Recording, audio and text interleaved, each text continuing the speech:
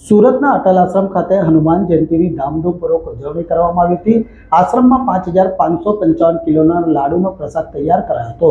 આ લાડુને Asia book of રેકોર્ડમાં સ્થાન મળ્યું હતું। બાપુ આપનો પરિચય।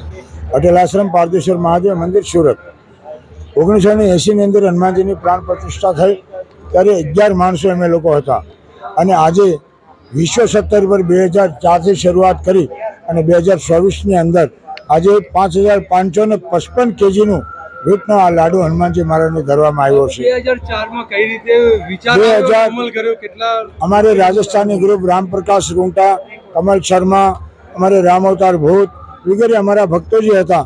તેઓએ મને પ્રેરણા આપી, બોલે બાપુ આપણે સવામણીના ભોગની શરૂઆત કરીએ। તો સવામણી એટલે 250 કિલો સવામણી થાય રાજસ્થાનીમાં, આપણા ગુજરાતની અંદર 25 કિલો સવામણ થાય। તો આજે આ સવામણીનો ભોગ લગાવતા 2004 થી 2024 ની અંદર 5555 કેજી લાડુના પ્રસાદ સાંજે 6 વાગે 7 વાગે આ લાડુ પૂર્ણ થઈ જશે। આજે રેકોર્ડ સાબિત થયો છે લાડુ અને આજે એશિયા બુકની અંદર અમારે લાડુને સ્થાન મળ્યું છે। મને અતિ ગૌરવ છે। મારા ગુરુ મહારાજે 1980-81 મને કીધેલું કે આને વિશ્વ સ્તર પર નામના મળશે। આ જગા એવી પણ સિદ્ધ છે જે આવનાર માણસોને, આવનાર ભક્તોના દરેક કાર્યની સિદ્ધિ મળે।